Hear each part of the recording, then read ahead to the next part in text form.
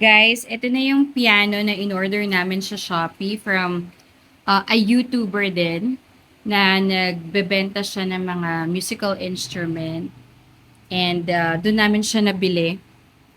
Because currently ay nagpa-piano lesson si Athena, so we decided na bilhan din siya ng beginner na keyboard para makapag-practice siya at home. So ayan, dumating na siya, guys. Ilalagay ko yung information niya sa description para malaman nyo kung saan namin siya nabili at kung magkano namin siya nabili. So, let's open this, guys.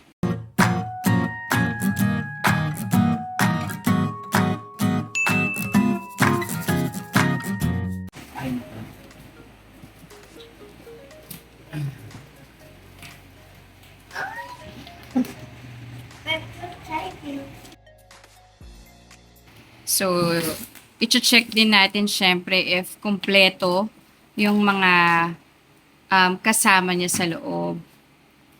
Kung may sira or damage, lagi nyo i-check yan. Tsaka pag mag-order nga pala kayo sa Shopee, guys, tapos alam nyong mahal or importante yung in-order nyo, or kahit simple lang, make sure na bago nyo i-order, receive yung item nyo, siguraduhin nyo muna kumpleto at walang damage. Kasi pwede nyo siyang i-report sa Shopee or pwede kayo makipag-usap mismo sa seller kasi pwede naman nilang i-refund yon bago nyo i-order receive para matanggap nyo pa rin. So, ito ay Davis D619. Meron siyang 61 keys. Ayan. And ito siya ay isang electronic keyboard. So, check natin yan lahat. If may stand na rin pala itong kasama.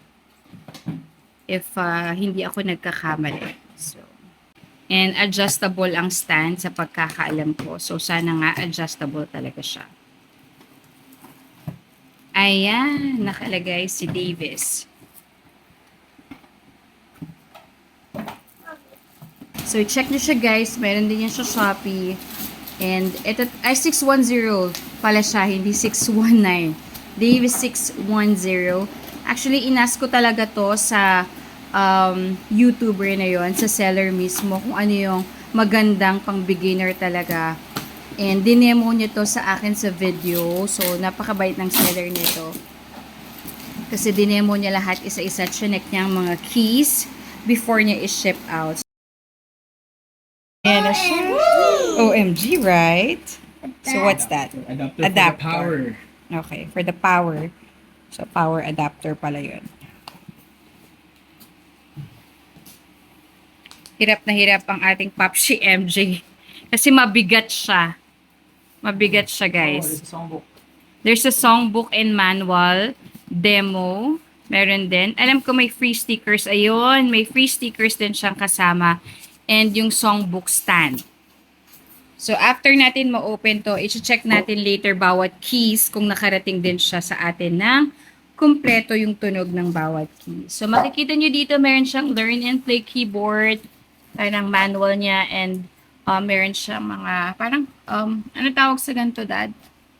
Sample songs to play. Mga sample songs to play daw. And stickers na pwede nyong ilagay dito sa mga keys for beginners para, alam nyo yun, para mag-guide kayo or mas madali nyong matutunan. Free lang to, guys. Kasama na to siya sa box or kasama na siya sa in-order ko. Wait, ay naman yung songbook stand, if I'm not mistaken. Ayan yun. So, ito I see, again, Davis 610, 61 keys, teaching type, electronic keyboard. Ayan yung mga kasama niya. May 50 songs, memory, 3-step lesson, audio input, 255 timbres, o timbres, 255 rhythms, U-disc jig. Hindi ko yun masyadong alam.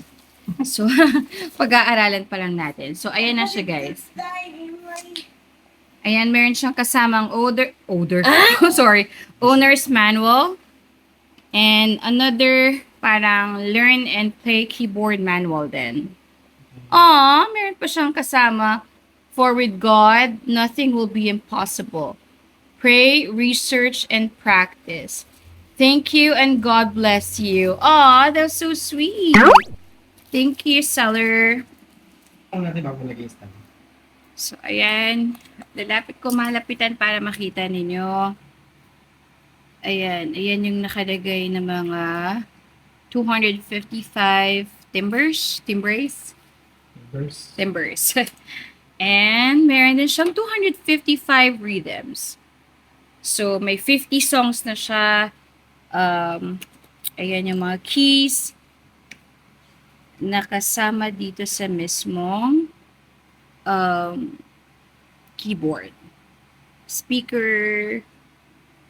And wala namang nawawalang keys, ano. Titignan na lang natin yan later kung tumutunog nga talaga yung 61 keys na yan. So, isa-set up lang namin to guys and check natin yan lahat.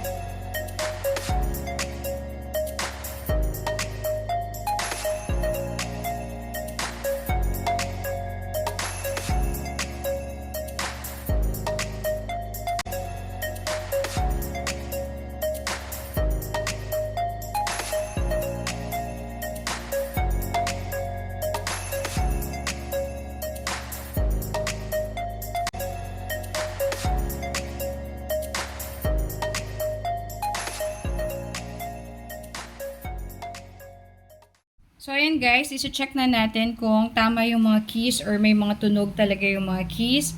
So, dito nyo makikita sa parang pinaka-screen niya, yung musical information system. Kada pindot ninyo, andyan naman lahat. Andito yung on and off. May volume, meron din siyang, may master volume. Ito, dito mo siya i-adjust yung kanyang volume. So, i-check natin yung keys niya.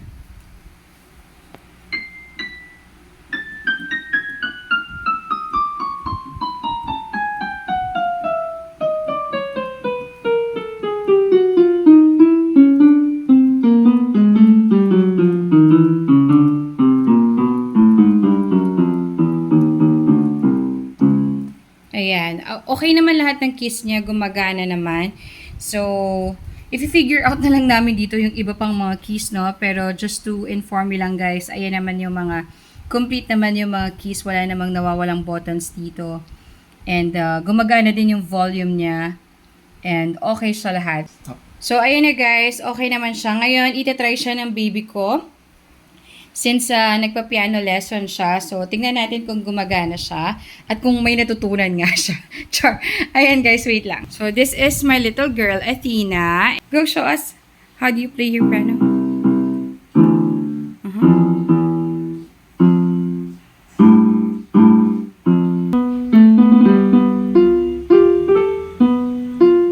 Ayan. So currently, nagpa-piano lesson siya, so she's just starting. But hopefully, mas may matutunan pa siya at mas marami pa talaga siyang matutunan na songs using this piano or keyboard. So, ayun guys. That's it for today's video. You can just check the description for more information. Thank you! Bye-bye!